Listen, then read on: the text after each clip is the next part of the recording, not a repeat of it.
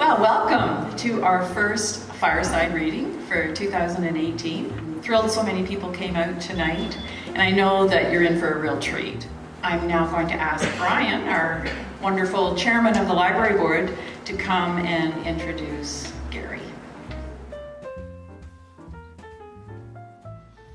Well, folks, it's great to see so many of you out here. Gary is a hugely inventive writer, an amazingly talented poet who works in virtually all the fields of poetry, including visual and text-based writing.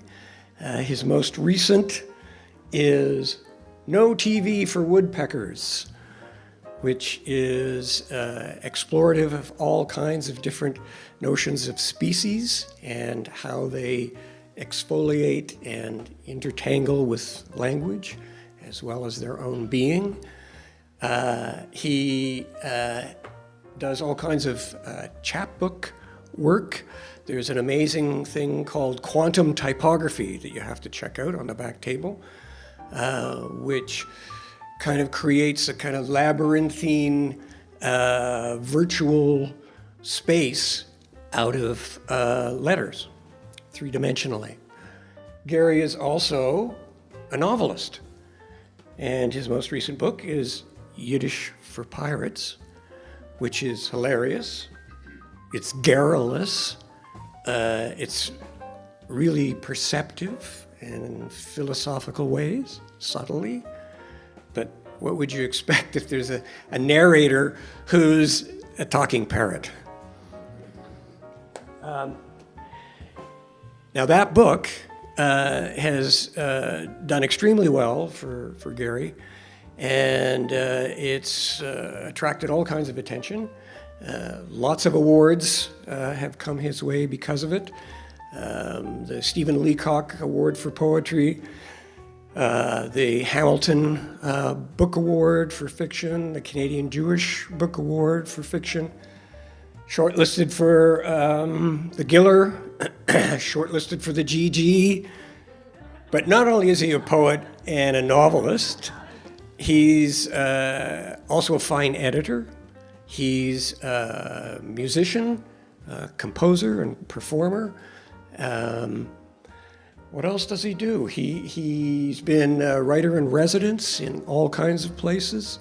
He has been a teacher and is a teacher and works with youth at risk, helping them with creative writing and their lives and his life. Please welcome Gary Barwin.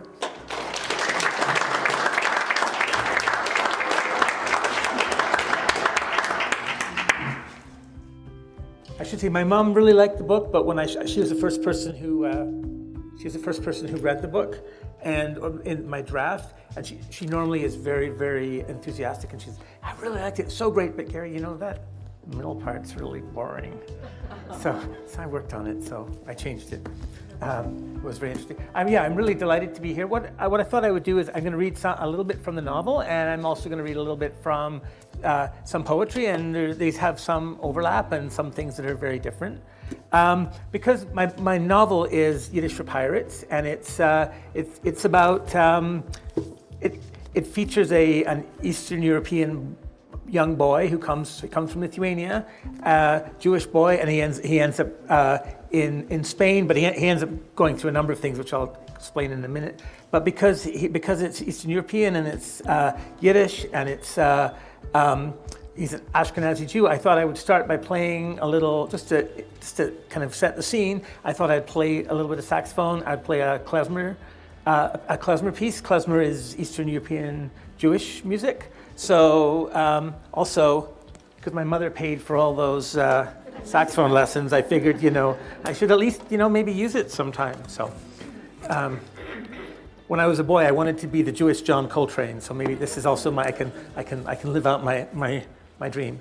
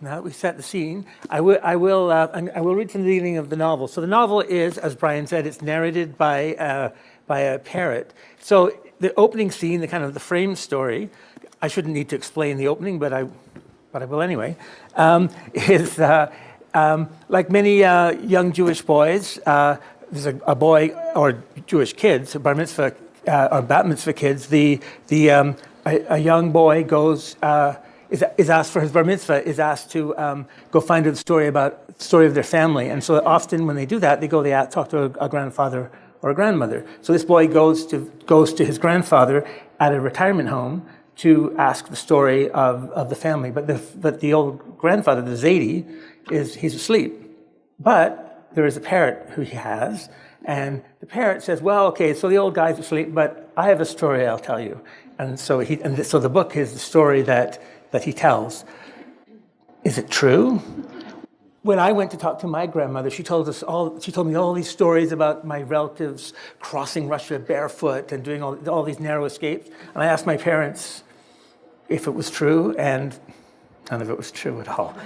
But I do think that it did speak to, it does speak to what she hoped would be true. She tried to capture the experience of my family escaping. They escaped Lithuania before the Holocaust. They captured the feeling of what it was like to escape, to move to a different place, to have an adventure. So there's something in the spirit of what she said, even though it was not true, was true. And so maybe that's the case with this parrot too. He tells this story. So I'll just start reading the beginning, and then we can talk more about it. Hello, how are ya? Fa. You think those are the only words I know? Boy chick, you don't know from knowing. You ain't seen knowing. I may be meshuggah crazy, but I know from words. You think I'm a fool schmagegi? I'm all words. Hello? If you want the story of a life, don't wait for your alta kaka old gramps over there to wake up. Maybe he'll never wake. But me, listen to my words. They tell some story because I remember. Sometimes too much, but I remember. So nu, bench your fat little oishgepatchet or Cape Horn tuchus down on that chair and listen to my beaking. Come all ye brave lads, and so forth. I'll tell you the whole Megillah story from fore to aft. What's it about? Pirates, parrots, Jews, jewels, the Inquisition, gefilte fish, gold, a girl. Boy chick, I was a pirate's parrot, and had I not nushed from the fountain of eternal youth hundreds of years ago, I would rest beside my scurvy captain and Davy Jones himself at the bottom of the sea. And then where would you be? Without a story. That life, it was a book made into a life, a wonder tale, the glinty waves, the deep jungle, a world I wouldn't have believed if I hadn't sailed right into it. And for a time, that world had but one shoulder, blue and fussy with epaulettes, hanging off the rigging of a stolen frock coat, a cutlass of a collarbone covered in flesh like mangy beef jerky. My captain's shoulder. These days, no one wants to hear, maybe not even you. They treat us like leftovers, whizzing chicken gizzard pupalach in this birdhouse of leftover yids. But it's true. Most of us look like yesterday's chicken, or its gizzards. Though look at these feathers. A young bird would be proud of such gray. The shalom home for the aged. Shalom. In Hebrew, shalom means hello, goodbye, peace. Imagine the crazy fakakta waving of some poultry-skinned geezer on the 5th floor, squinting out from between the orange curtains. Is he waving hello or goodbye? It's an old age home, so who knows? Maybe the shlemiel thinks he's in a crow's nest and is warning of an invading armada. Alev hashalom, peace be upon him, old Nudnik. But what does peace look like? Is it better to be Kareen, tzitkas over tuchas, nipples over nethers in dry dock, the dangling clams of your ball sack scrapped daily for barnacles by some Balamacha know-it-all nurse? Or lost somewhere on the 7th of the 7 seas, snorting the scent of new flowers and the soft jellyfish bazooka breasts of beautiful Shana maidens? Too often, stories in this library of lost people are told in the vermished, confused language of forgetting. But I speak many languages, and I'm fluent in both remembering and forgetting.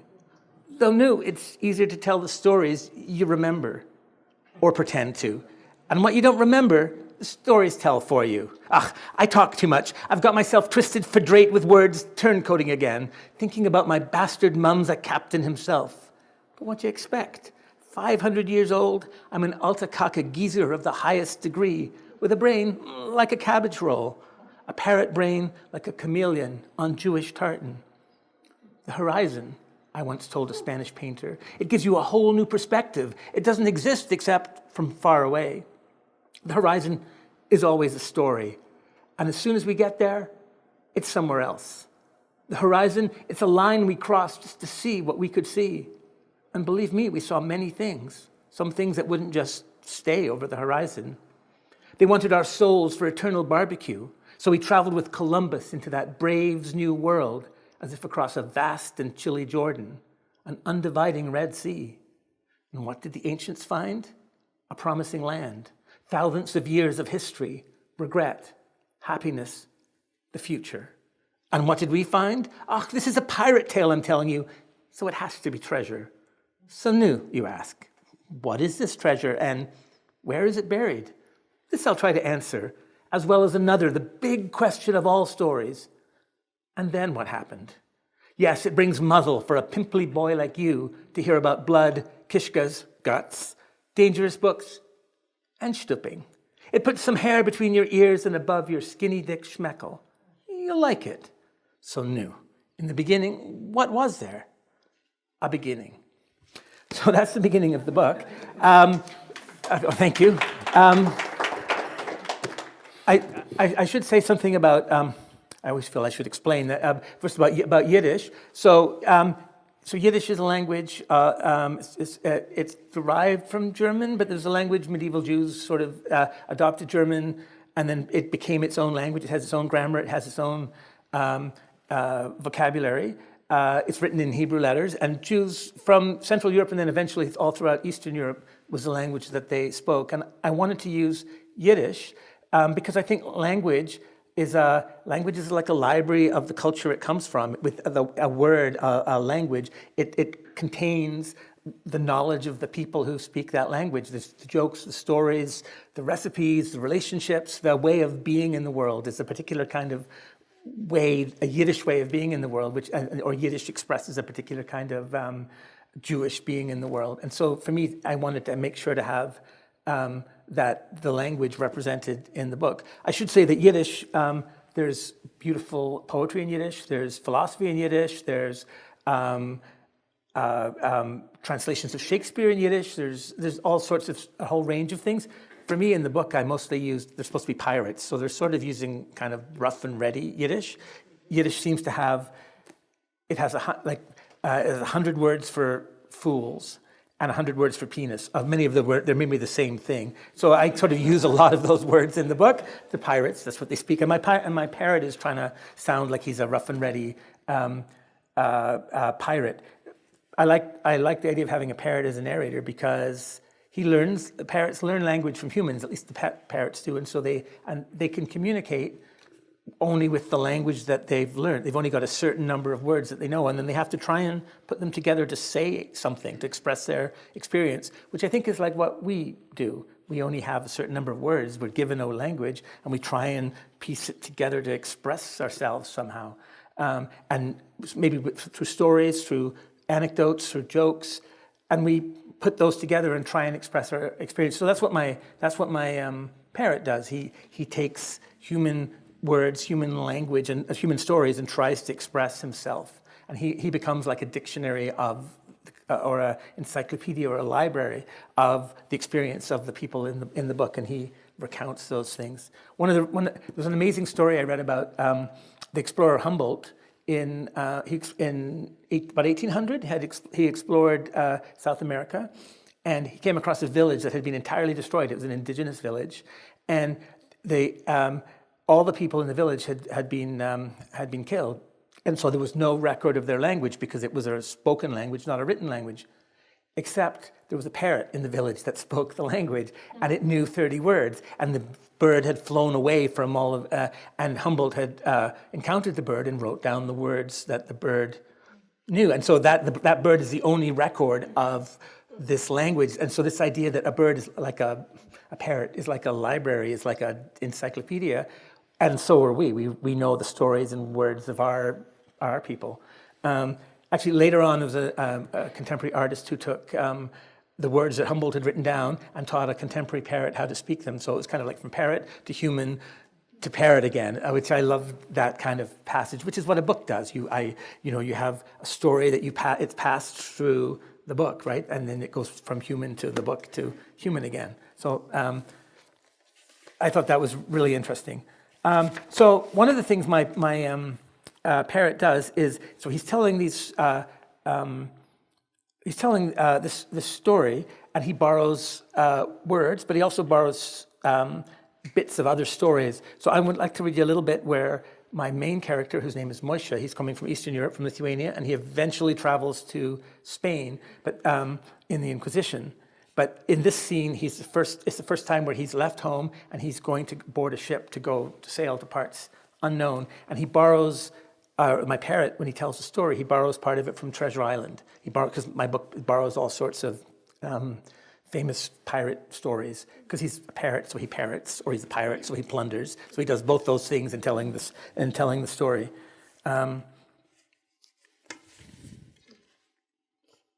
my family came from Lithuania. So I was kind of imagining my grandfather left Lithuania when he was a boy, and my family went to South Africa, but he took a boat and ended up in England, and then from there to South Africa, but he didn't know where he was going. He just had a ticket, and he just followed the ticket and to the great unknown.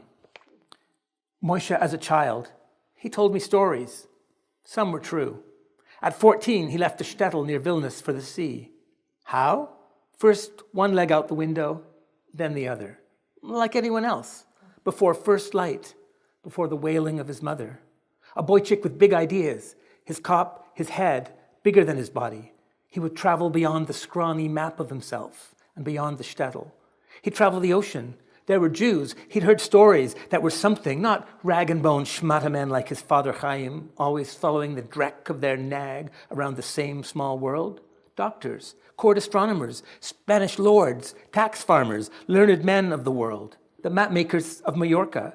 They were Jews, rich and powerful. They were respected by everyone. They could read the sky. They knew what was on the horizon and what was over the horizon. Jews had trickled through the cracks of the world and had reigned upon the lands. He traveled the globe. He traveled to the unknown edges of the maps, to where the lost tribes had built their golden cities, where they knew the secrets of the waters and of the sky. And knew, perhaps along the way, there might be a Zaftig Mädel or two, or his true love, who knew secrets also. So this Misha put the cartographer before the horse and left. Before he climbed out the window, Misha left a letter for his parents. If the world is a book, I must read it all. He followed the wide road to the market town of Kaunas, and from there to the seaport of Memel. The sea was the widest road. He would follow it, a bottle looking for a message in new shores. Great ships filled the harbor, men crawling over them like flies on a shipment of modern-day pants, or, abi gesund, sailors on a shiksa. Decks were swabbed, rigging secured, barrels and chests heaved along docks and over gangplanks. Men with fruit leather faces and pigtails, close talked with great Weasley machers in greasy coats, furtively scanning the docks for other great Weasley machers in greasy coats as they exchanged shadows for shine. Broken-toothed taverns lined the wharves, and drunken Vermischte Schickers stumbled in and out, not knowing which direction was up, yet maintaining an unsteady relationship with down. Vendors held stickfuls of pretzels and bagels, stood beside barrels of brine or behind braziers roasting meat. There were other boys schlepping sacks containing all of their world that was worth carrying, seeking a shipboard life as a cabin boy or powder monkey. Several boys stooped low with their sacks, entered one particularly frowsy tavern, tumbled between others, and Misha followed. They formed a schlumpy pack before a table where a huge sailor held court, leaning back, pork-hock hands on his enormous thighs. "Boys, why should you be cabin boys on my ship?" His bristly steak of a face shook as he spoke. "Tells me, and maybe ye shall be one." 10 boys, tall and short, smooth-faced or pocked, had gathered round. "I'm a strong boy, and honest, you can be sure," said a tiny pisher, with all the resolution his unbroken voice could muster. "I'll serve true and learn well," he said, standing tall. "You're a hearty lad, eyes can tell," the sailor said. "Spoke right up. Ye be welcome. Look to the sea's pride early tomorrow, and ye'll sail with us." "You," the sailor said to another, "d'ye have some teeth?" The boy grimaced, showing such teeth as he had. "My father went to sea, and this I aim also." "Family," said the sailor with a grin wide as a plank. "We're all barnacles stuck to the rump of family. Tomorrow, the sea's pride." He waved the boy away. "And you," he pointed at Misha, "ye be a big lad." Misha wasn't a Jew until he spoke. "Well," he said, "upon him, yeah, it seems." As soon as he said it, Misha realized how foreign his words sounded, like having a mouthful of something you just realized was treif, not kosher. The big man paused. Misha was about to run.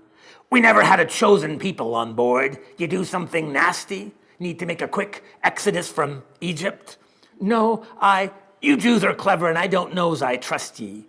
But there be no baby's blood on board. And if you turns out not honest, we'll beat you till you bleed, like the baby Jesus himself."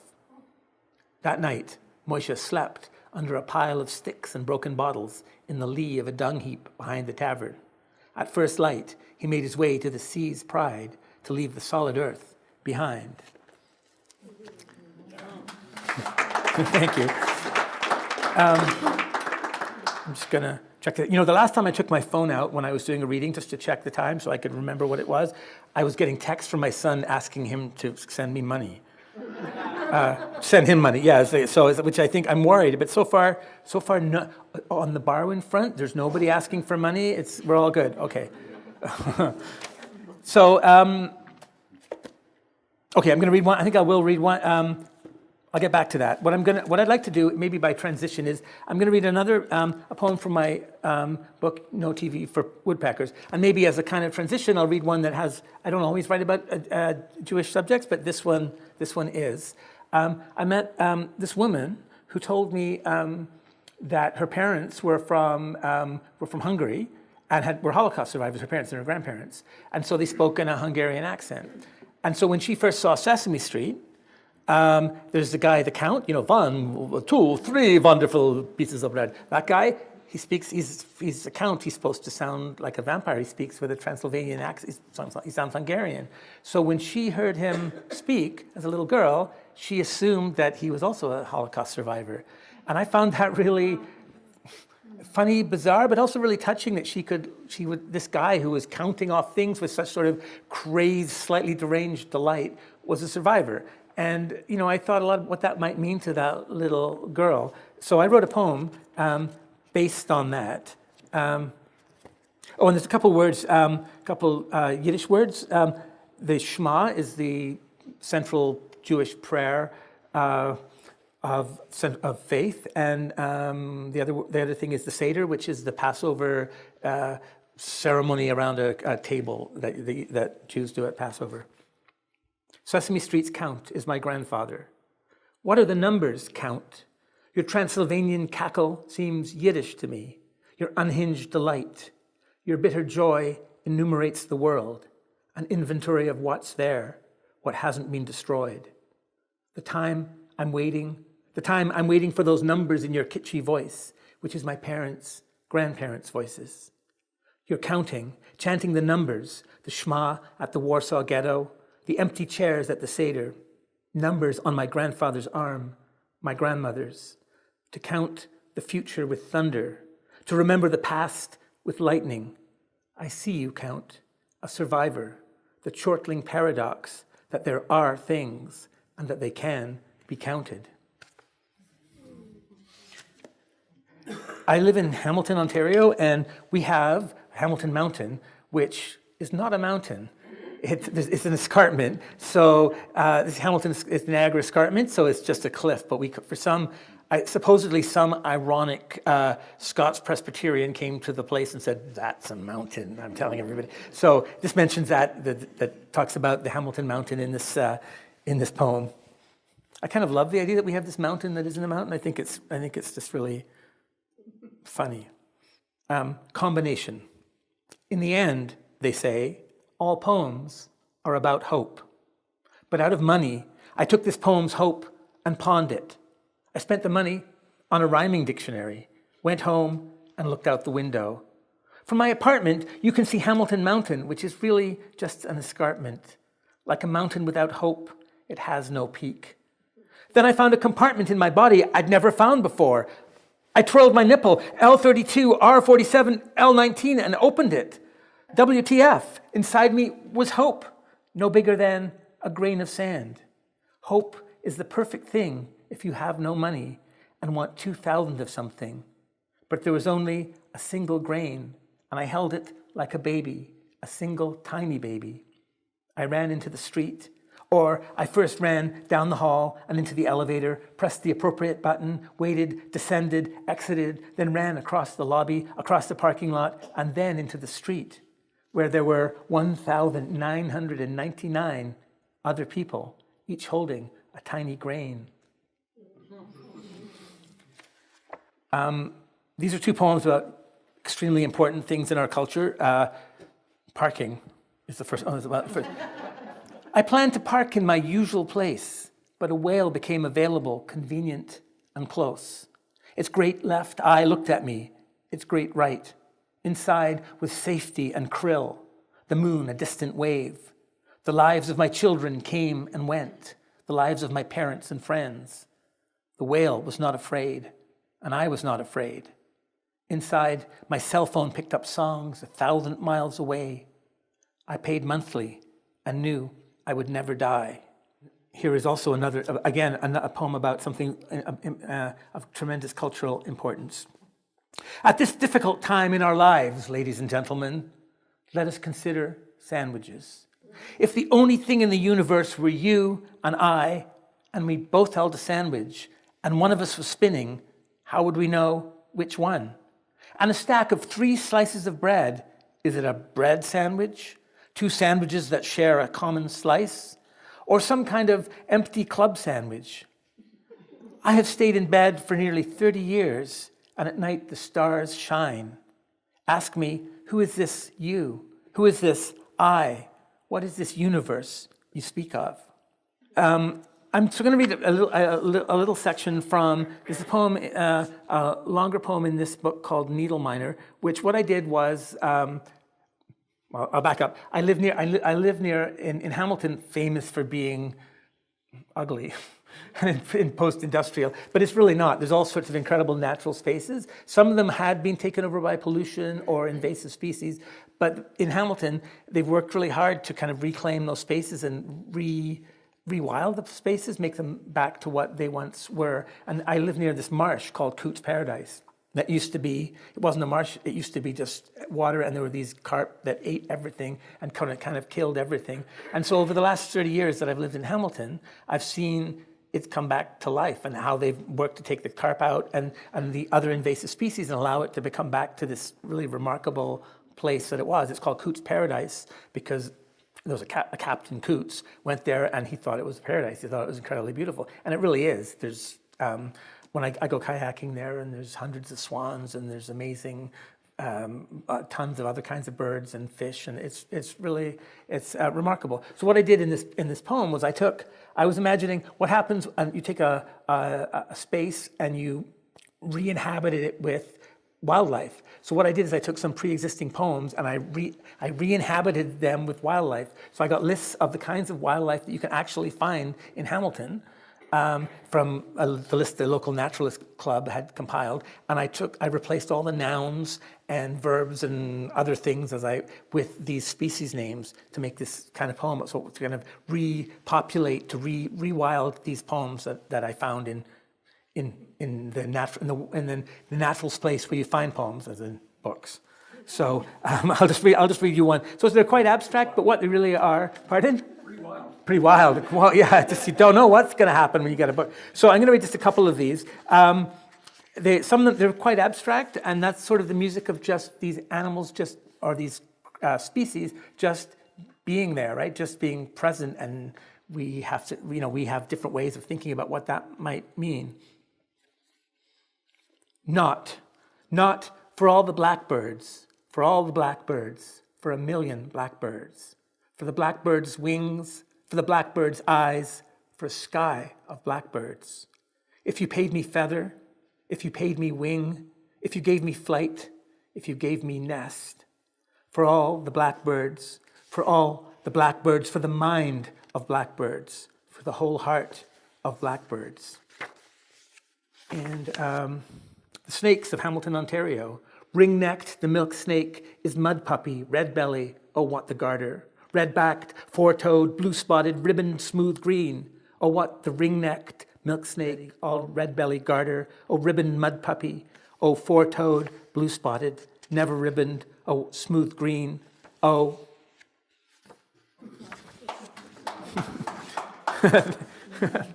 Well, I think we have a fan of the abstract in the audience. Excellent. Yeah. Okay, and so what I did in the latter section is, I'm going to read one more before I do that, but in the latter section, because it's about how humans, in a city space, it's about humans interact with wildlife, or with other species not other than themselves. So I started including human terms, so mostly human anatomical terms mixed in. So gradually, the poem represents in this abstract way this sort of interface between the human and the non-human. But before I read that, I'm just going to read, just because I feel like it, about butterflies.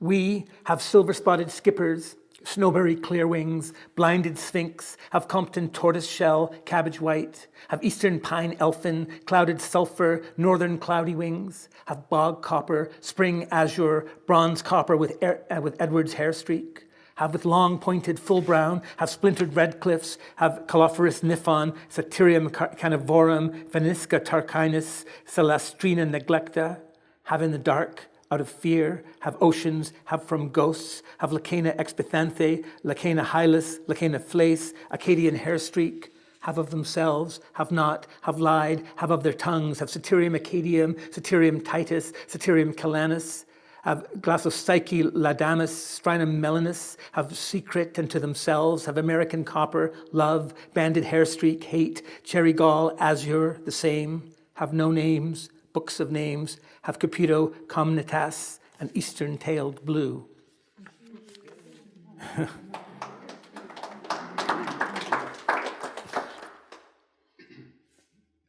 Meanwhile, the areola continues, a lateral gray endosquirrel down a superior ambience gloaming.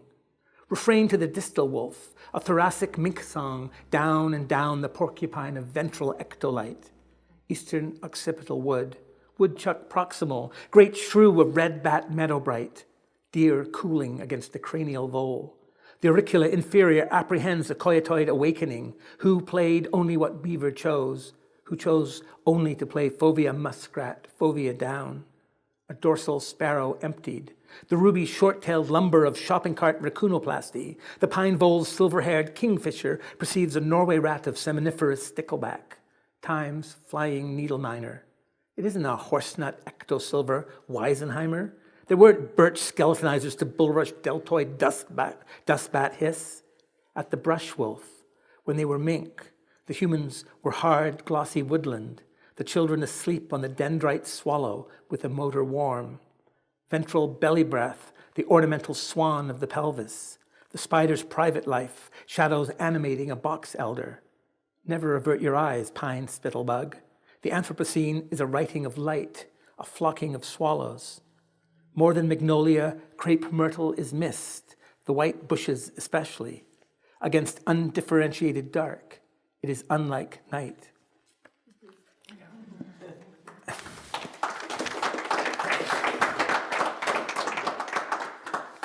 Thank you. I have a few poems that I've been working on lately that I spend far too much time on social media. And in an effort to make some constructive use of my time, as opposed to actually not using social media, I've been sort of mining language from, as it comes across the transom, as it comes onto my various feeds and various social media.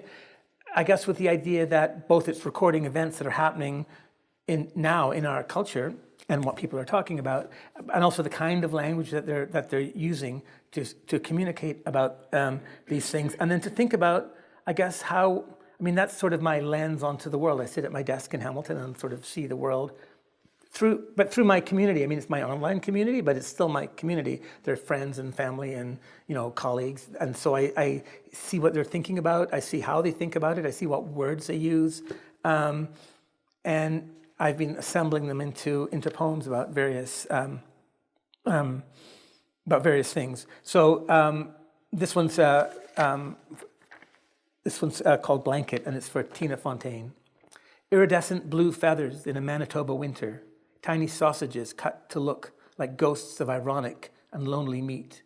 In this memoir of parents' dementia, the exclamation marks which end almost every sentence. Vonnegut wrote that people should be changed by world wars, else what are world wars for? Human speech, a cracked kettle where we tap crude rhythms for bears, though we long to make music to melt stars. Then a girl in a blanket in a river, the Museum for Human Rights in full view. This poem references John Cage, the 20th century composer, maybe most famous for the piece he wrote, which was called 4 minutes and 33 seconds, which was an entirely silent piece. And one thing that it was really interesting. He went into an anechoic chamber. It's a chamber that it's supposed to be entirely silent, the most silent place in the world. And when he went there, he heard two sounds. And he called the technician and said, wait, look what's going on. I hear these two sounds. I hear a high sound and a low sound. And the technician said, yes, well, the high sound is the sound of your nervous system, and the low sound is the sound of your blood moving through your veins. So from that, Cage developed the understanding that there's never silence. It's sort of an idea. So this refers to those sounds, and it also refers to John Cage and his longtime partner Merce Cunningham. Anechoic, walking through woods, imagining sex between John Cage and Merce Cunningham, a constellation that resembles a toad, a river that you can see, a piano in the northern sky, nothing more than nothing can be said. We make our lives by what we love. Our ears are now in excellent condition. I have 3 losses. First, when I was young, I was eager to study and traveled all over the world.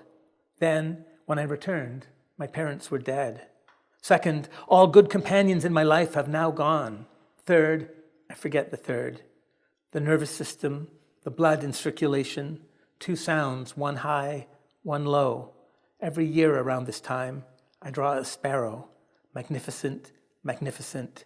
No one knows the final word, the ocean's bed, aflame. And thank you. And I'll read one more. You might recognize which part of this was drawn from current events. The birthday. Porn star sues U.S. president. Fist around pencil, a Viking king. Elephant fills the room.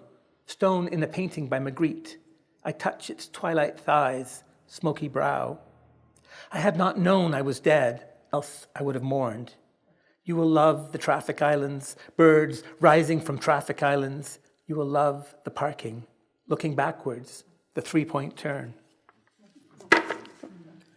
And I think I do want to read, I'm going to read one more thing from the novel, but I'm going to read just a couple more poems here.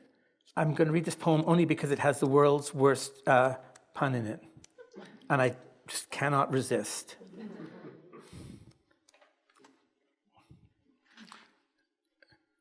Grip. Today my students wrote a story about a centaur falling in love with a sheep. There was an ex-husband who was a cowboy, and he mourned his lost dog. Also, the bad guy turned out to be the moon, even though he was named Taco. Later, my friend Paul made art showing the first centaur on the moon. It was wearing gloves. And I said, with those gloves, the centaur cannot hold. And really, like Yeats said, things fall apart. But today reminded me, not everything. Okay, I will. I'd like to read one more of these, and then I will. I would like to read a final scene from the book, from the novel. In memoriam, a knock on the door. They try to sell me an encyclopedia. Look, I say, outside is an encyclopedia. Inside is an encyclopedia. Right, they say, and try to sell me the door. But I remember a heart he had, a heart she also had. An open grave, an open door, a heart, an encyclopedia of everything. Actually, I'm going to read one more just because it reminded me of this. This is actually based on a true story where I was traveling in the Amazon and I jumped into the water and I lost my glasses, and so I spent the rest of my trip without my glasses. Yeah. Don't do that. But traveling in Peru without my glasses. There were children and there were mountains, or maybe it was the other way around. And I saw llamas, unless they were a river. My friend called from home, threatening suicide. Next week, a root canal. Apparently my teeth are dying, one by one. I think of Martian canals in the mouth. I talk to my friend. We're in a boat on the Amazon, or the extraterrestrial equivalent. I jumped in, holding my glasses, but choked and let go. These 4 lines from Old English wisdom just posted on Twitter. 1, heat grows cool. 2, white grows dirty. 3, love grows loathsome. 4, light grows dark. The bitterness is somehow helpful, but I've not found the 3rd, love grows loathsome, to be true. Okay, so I was telling Brian about this. I have a new puppy. I'm sleep deprived and walking around like I'm in a fog because I have a new puppy that keeps waking up in the middle of the night. So, and our dog is called Happy, and my wife wanted to call her Happy because of this little poem I wrote for her back when we were young, before we were married. I read this recently at this reading, and I published this in 1988. And I was looking around and realized, oh, none of the people in the room were born in 1988. So I felt really kind of old. But anyway, so I'd like to read this because this is where our dog is a sheepadoodle. It's the name of the dog, and the name comes from this: The Birthday by Gary Barwin. Happy said, bow wow. I want to run. I want to jump. I want to play. Nancy saw Happy. Bow wow, said Happy. I want to run. I want to jump. I want to play. Mother. Nancy ran to Mother. Oh, Mother, she said, I want a little dog. I saw a little dog. His name is Happy. Father. Nancy ran to Father. Oh, Father, she said, I want a dog. I saw a little dog. He wants to play. His name is Happy. The Birthday. Father said, oh, Mother, Nancy wants a dog. Mother said, we will see. A birthday is coming. A birthday is coming soon. We will see. Soon the birthday came. Happy birthday, said Mother. Happy birthday, said Father. Happy birthday, said Billy. Bow wow, said a little dog. Bow wow. Look, said Mother. Look, said Father. Look, said Billy. Oh, said Nancy. Her fingertips were amber. She ran to Mother. Oh, Mother, she said, I have become pure light. She ran to Father. Oh, Father, she said, it all flows into me. I have become pure light. She ran to Billy. Oh, Billy, she said, I am shining. It all flows into me. I have become pure light. Bow wow, says Happy. Bow wow. It's complicated. The human soul is a dark and lonely place. Okay, I'm going to read. So I'm going to read a couple more things here. Despite I'm entirely lied and said I wasn't going to read any more poetry, but because it is National Poetry Month, I better. Bells. Stars originate from the same place as bells. What should I be thinking about? Apparently, May 6th is World Naked Gardening Day. If a school were a uterus, somebody writes, the politicians would protect the children inside. A cupped hand, a mouthful of water, snowball the shape of a hand. After 9/11, I remember writing something sarcastic intended to be Zen, a poem about not being able to find a sock. I pissed off the poet, George Murray. But I realize it's true. Anytime I've lost a sock, someone's being shot, even when I haven't lost one. Once, my son went with my in-laws and the rabbi to the lake, Tashlich, dropping bread into water, casting off sins. Why am I doing this, my son said. Don't believe in it. What about making the world better, the rabbi asked. Yes, my son said, yes. My son and I, late autumn, walking under the golden leaves. On my desk, a stapler, paper clips, some books, laptop open to American news.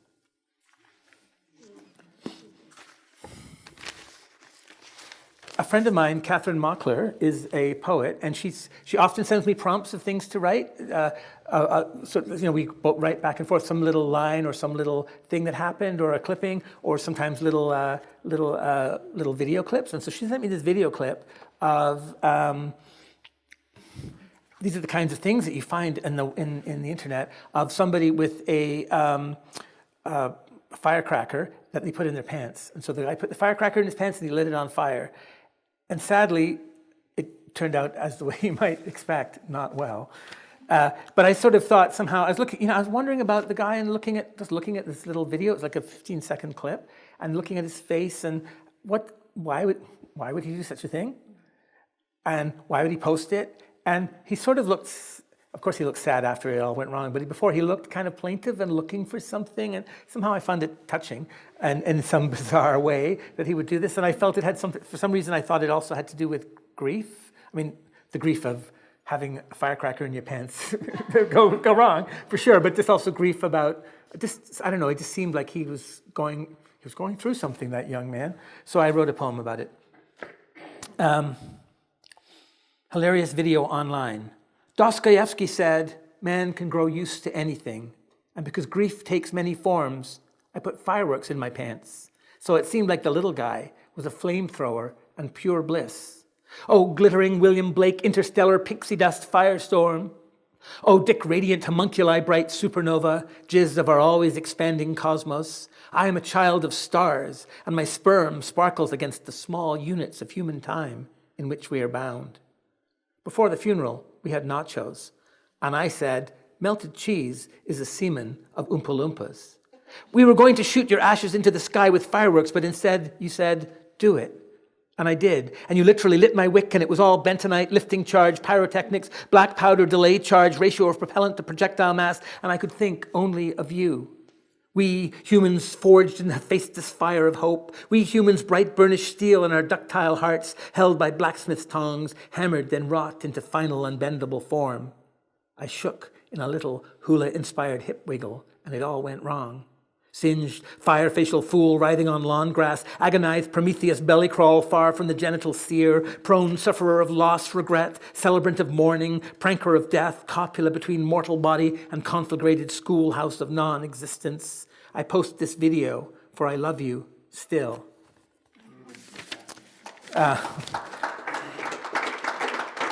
Thank you. There's a thing called a moirologist, which is, anybody know what a moirologist is? I just learned this word. A moirologist is a professional mourner. There are people in some cultures that are hired to mourn at people's funerals, and which seemed really remarkable that there's such a thing existed. So I wanted to put it in a poem, so it's called Moirologist. You're not my first enemy. I've had others before you fill my belly with small horses, detergent, milk. Let's say grief equals time plus loss, a short time or a long time. And when I cry, babies shoot out my eyes, and old people and friends and father, mother, the world has baby hairs you see only in light. I was hired, they say, by grief itself to mourn. Grief, a hole in something, it's not. A bullet hole, a blue window, a raised hand, a breath. Tears, they say, are moon milk, because the moon is a mother, and what she says is dark.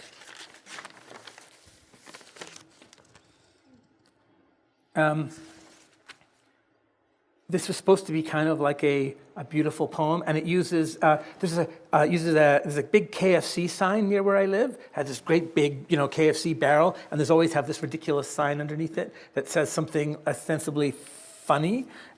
So it says the most recent one. It said extra crispy, but the S, but it also had the instead of the extra, it had an S. So it looked like it said sextra crispy, but the S was a dollar sign.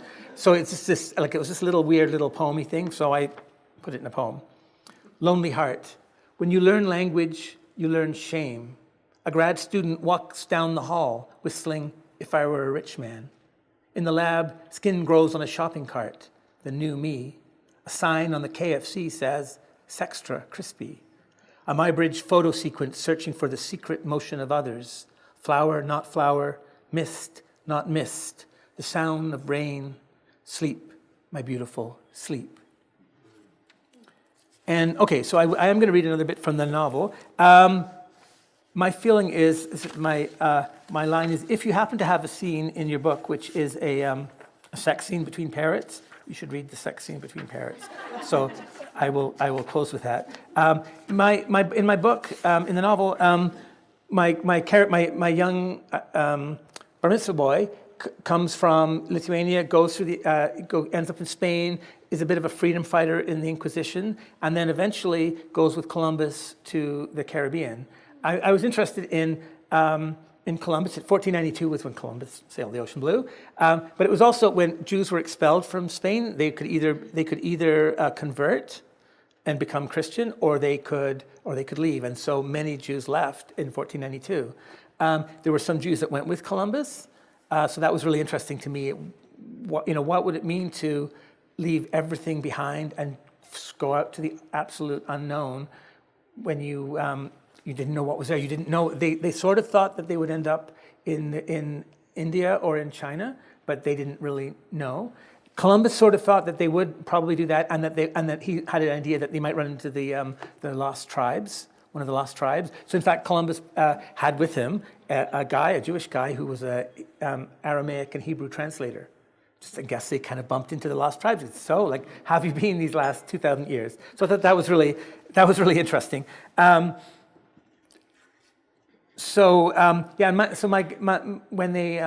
they first arrive, the first place they land in Columbus and his and the sailors, they encountered, it wasn't not Columbus per se, but one of his captains. There was a massacre of indigenous people, and so this takes place right just after that moment. But the other thing is that the indigenous people would eat parrots as one of their food sources. So when my parrot first arrives, it's been a long time since he'd seen other parrots. He'd been traveling across the ocean. He sees this terrible thing happening between men. And he decides he doesn't want to have anything to do with men who could do such a thing. And also, they're eating carrots, so that's another thing that horrified him. So then he flies off to the middle of the jungle in this island. He'd never seen a New World parrot. He's an African grey. He'd never seen a macaw. That he didn't understand, what they looked like. So that's where this scene starts. I sat on Moshe's ragged shoulder as he rowed a skiff to the shore of what would soon be Fernandina. Then the curdling of my own spirit, the scent of death twisted into a braid of smoke, a blood knot round my brain. On the beach, skewered bodies in the barbecue of souls, if indeed we parrots have such a weak thing wisped around the spindle of our spines. The native fiends were cooking parrot. I would resurrect those I recognized by scent alone. Their plumes radiant green and blue, their throats red, their beaks English flesh pink. I was seized with horror, yet also tender desire. I would salve and groom, would nestle and preen. Ach, my Shana kindred, my petal florid New World brethren. It had been a while. I would stoop with grey cloaca your coat of many colors, except that you were dead. The stole stirs for the soul. It is the same. The skiff bumped into the sand, and I woke from my reverie. The beach, a diap of death. I threw myself into the air and up over the canopy of trees. I left the world of men behind. A long flight of uninterrupted green. Then there was a river, falling from a cleft in the rocks. Its water turned to thunder and cloud. A waterfall. A zoe, you say, really? High in the tall trees, the bright flash of feather rampaging my insides. Another bird, a bright island parrot. Take the gloaming shades of an African grey, let them be colored vivid by Fernandez the painter, from the indistinct shoals of stone to the shocking bright of the jungle, red, green, blue. Take the atoms of the world and pack them closer together to make such color. I landed on a branch nearby. How should I speak? What is the green language of the birds, the pigeon's pigeon, the avian lingua franca, the conference call of the birds? The parrot on the near branch said nothing. It lowered its head. It fanned its tail. There was deep cooing that I felt in the mortal worm of my innards. It cocked its blue-green head, exposing the hibiscus crimson of its throat. I knew nothing. This parrot, male, female, without category. I could not read the language of its colors, the riotous map of its markings, its illegible scent. There was a feeling of avalanche, as if a great river were moving through me, as if my brain were regurgitating itself, as if 1,000 courtship rituals were jangling through the interstellar dulcimer flash of our wings. I was a pirate, a lovebird, a great ship, a cannon. The bird preened my neck and chest. My lower body spun like a pinwheel. My vent would soon explode. We rubbed beaks. I leapt upon the parrot. It shrieked and hissed. We pressed our vents together. I rubbed. A zoe, I hissed. I stooped. Ach! Ach! Ach! Oi! Oi! Oi!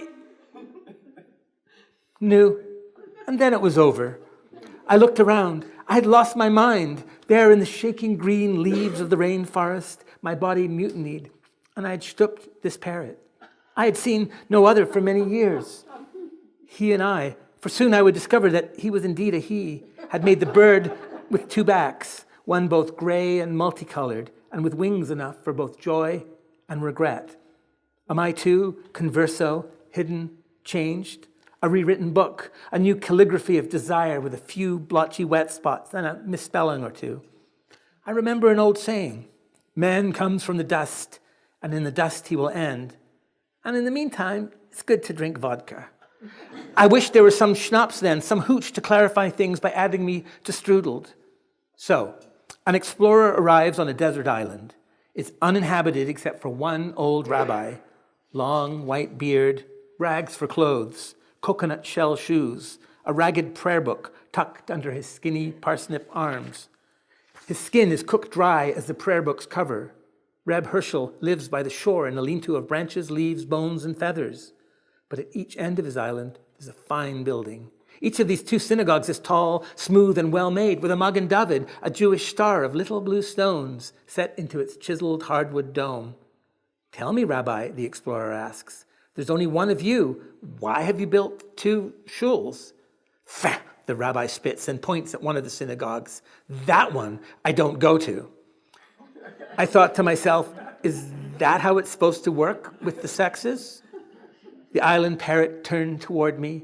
He tilted his head, gazed into my left eye with his right.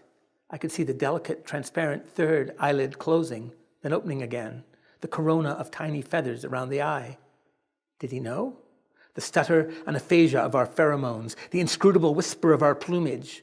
We could not speak except in the language of shtup and gesture, and this served only to make communication more flablunzit, confused.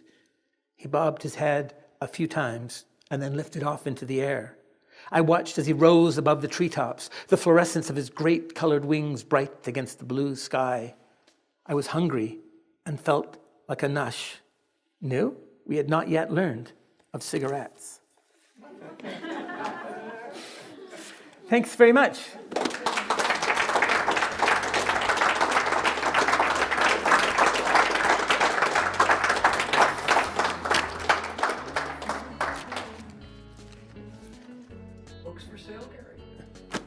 books for sale at the back, and yeah, I'd be happy to sign them and talk to anybody, or if there are questions too. Where do I get my hair done? That kind of thing, you know.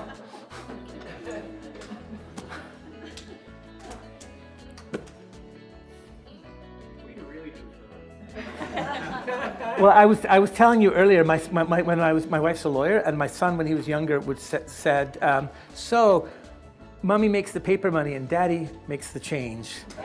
So maybe that answers it. Where do you get your hair done? Yeah, there's a guy called Joe who talks. I'm always worried because he talks so much. I can't imagine he's paying attention whatsoever. I mean, maybe I shouldn't say that. Like, I can't imagine that he's. Yes. He's like, you know, those kind of, he's so busy doing stuff that he's like, yeah. Yes. Where were you born? I was born in Northern Ireland, near Belfast.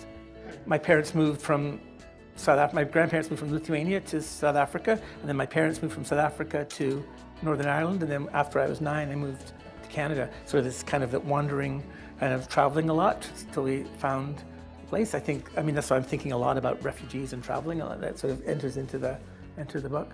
Thank you. I'd like to thank Gary for coming this evening. It's really just great to start off our reading series with a Stephen Leacock Award winner, and so we're very delighted that you came tonight. There are books at the back for anyone that would like to read more from what Gary has read tonight. But I want to close again with saying thank you to Gary.